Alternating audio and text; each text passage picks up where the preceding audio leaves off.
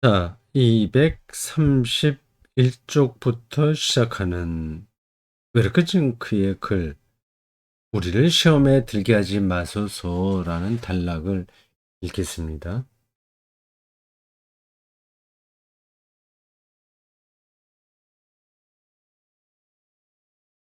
우리를 시험에 들게 하지 마소서라고 우리는 기도를 드립니다. 여기서 우리는 우리 마음을 사로잡는 작은 시험들이나 정신적 혼란이나 우리가 몰입하는 고난들을 말하는 것이 아닙니다. 그보다는 아주 큰 시험들을 말합니다. 네, 그렇죠. 작은 시험들, 정신적 혼란, 그리고 어떤 문제를 당해서 겪게 되는 어려움들, 그런 건 해결할 수가 없습니다. 그거마저 없다고 한다면, 그러면 그건 인간의 삶이 아닌 거죠. 그건 천사가 되는 거죠. 현실의 삶이 없는 거죠.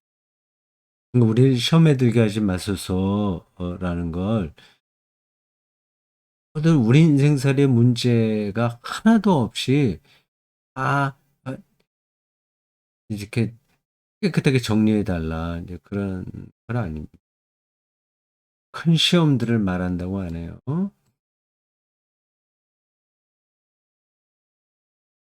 하늘에 계신 아버지. 전 하늘에 계시다고 하는 거는 은유적인 표현입니다. 음, 은유적인 표현이에요. 하늘은 이 신학적인 표현으로 한다면 하나님의 생명이 은폐된 곳이라고 할 수 있습니다.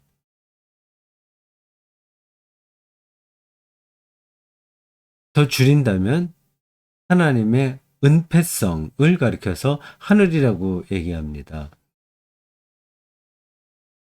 우리가 지금 그 하늘에 지금 다 닿을 수가 없잖아요. 저건 이제 2000년 전에 성경에 나온 표현입니다.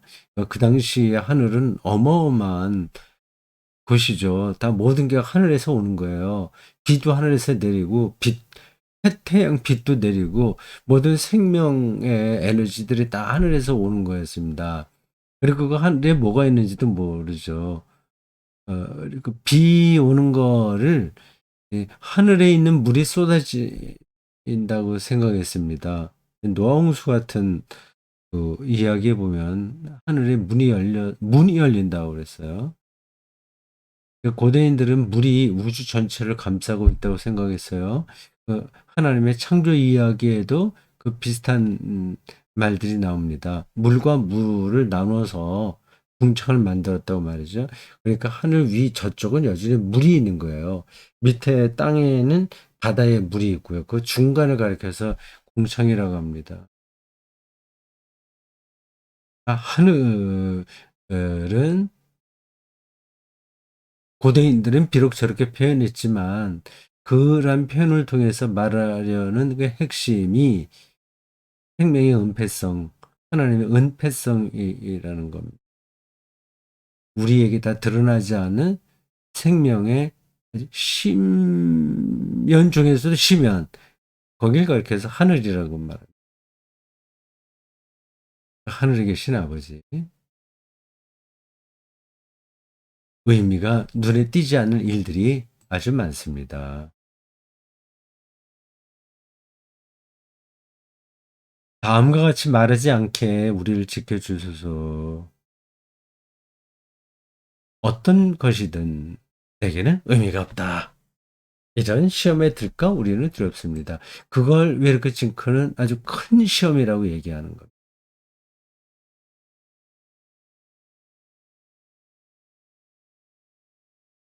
일종의 냉소주의죠. 어떤 것이든 내게는 의미가 없다. 자기가 생명의 주인처럼 생각할 때 저런 말을 할 수 있습니다. 이런 시험에 들까 봐 우리는 두렵습니다. 하나님의 창조 안에서 모든 생명체들이 서로 유기적으로 연결되어 있다고 하는 사실을 인정하지 않는 거죠. 그 자기가 독립적으로 있다고 생각하는 겁니다. 개별적인 물론 개별적이긴 한데 유기적이라고 하는 게 더 반대에 깔려 있어야 되거든요. 인제 그러한 유기적인 관계망 속에서 본다면 아주 소소한 일들도 다 의미 충만한 겁니다. 이런 시험에 들까 봐 우리는 두렵습니다. 세상에는 거짓이 아주 많습니다. 다음과 같이 말하지 않게 우리를 지켜 주소서. 세상에 진실이란 없다. 그 진실이라고 하는 단어가 독일어로 뭔지 모르겠습니다. 진실, 진리, 진리, 진실. 우리말로는 진실과 진리가 서로 뉘앙스가 차이가 나잖아요. 모르겠습니다. 근데 어떤 뜻인지는 알겠습니다. 거짓이 많다고 하더라도 세상은 뭐 온통 거짓일 뿐이야. 진리는 없어. 진실은 없어.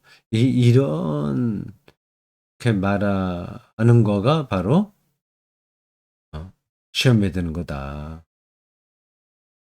고 이렇게 찌끄는 생각하는 겁니다. 맞죠?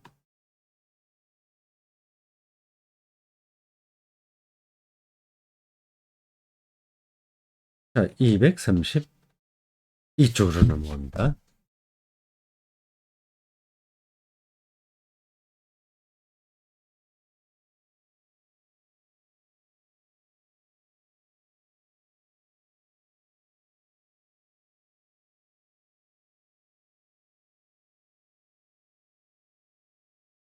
고난이 아주 많습니다. 고통도 아주 많습니다. 우리의 실존이죠.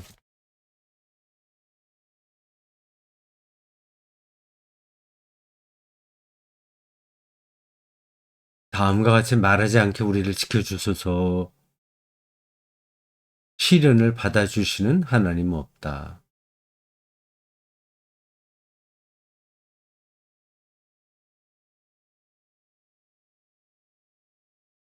하나님과 상관없다는 겁니다. 자기가 하겠다는 얘기입니다. 자기가 고난을 버텨내겠다는 거예요. 물론 그런 자세야 좋죠. 근데 그게 시험에 들리는 거라고 왜 이렇게 찌끄는 생각합니다. 고난과 고통을 하나님께서 받아주신다는 사실을 외면하는 거죠.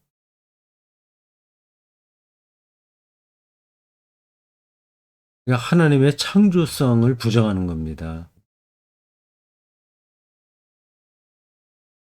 그게 이제 죄죠. 하나님과의 관계의 단절, 그러니까 생명과의 관계를 끊어내는 것. 그게 이제 시험에 드는 겁니다. 이렇게 지금 요 기도문에서 주는 요 몇몇 마디가 아포리즘으로 이제 울림이 크네요. 바로 앞에서는 이렇게 말하지 않습니까? 다음과 같이 말하지 않게 우리를 지켜주소서. 세상에 진실은 없다. 여기서는 다음과 같이 말하지 않게 우리를 지켜주소서. 시련을 받아주시는 하나님은 없다. 이 거꾸로 생각해야 되겠죠. 세상에 진실이란 많다. 시련을 받아주시는 하나님은 존재한다. 그 말이죠. 저건 정확하게 느껴야 되는데요.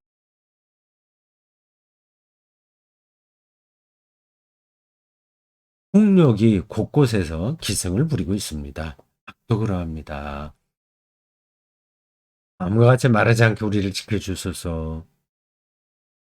악한 세력이 강력합니다. 그에 대한 폭력은 정당합니다. 저 문장은 생각할 거리가 많습니다. 또 간단한 건 아니라서요. 기본 적으로는 맞습니다. 원칙적으로는 맞아요. 예, 악에 대해서 악으로 저항하지 않는 게 기독교 신앙이니까요. 악을 악으로 갚지 말라고 하는 바울의 가르침도 있지 않습니까?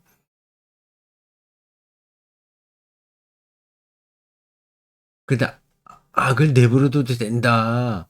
그 뜻은 전혀 아니에요. 악에 대한 폭력은 정당하다. 폭력적으로 대항하는 것을 합리화하는 것에 대한 경고 아닐까요? 그게 시험에 들리는 게 아닐까요?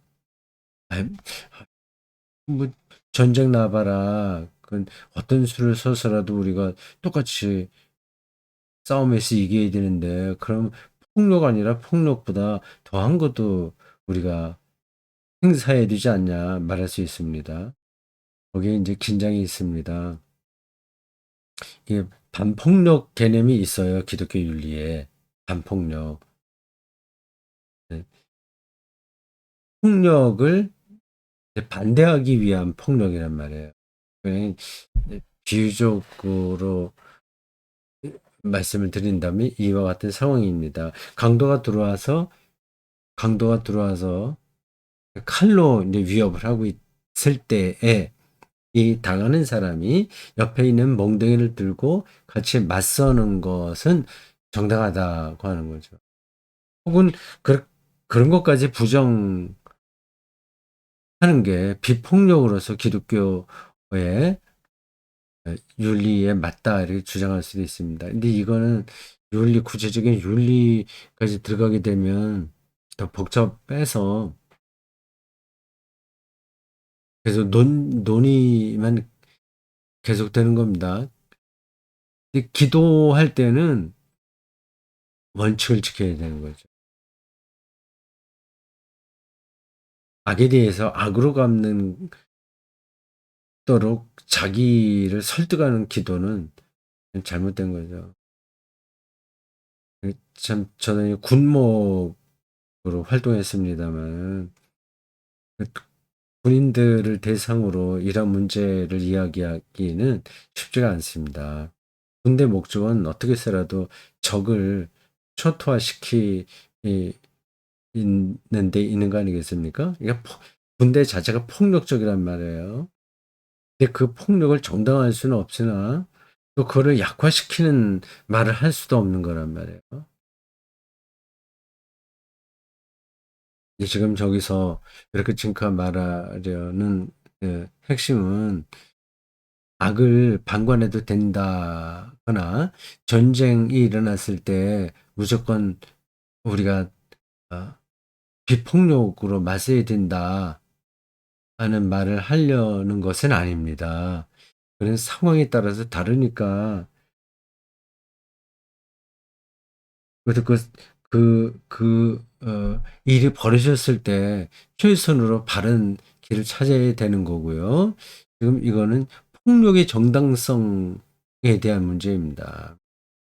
폭력을 정당화하는 것은 시험에 들린다는 거.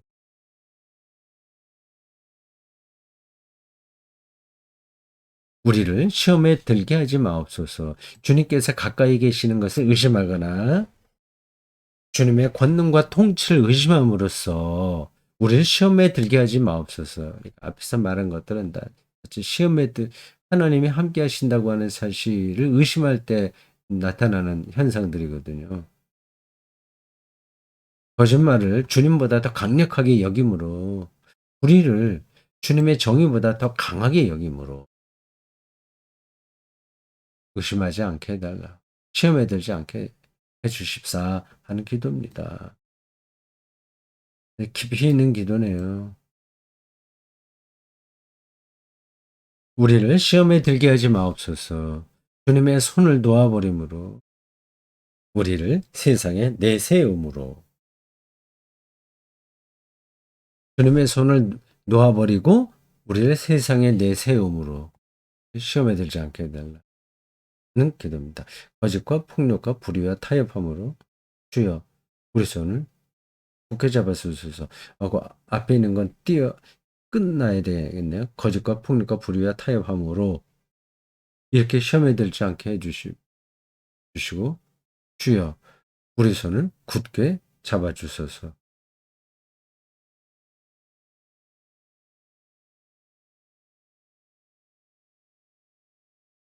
자, 오늘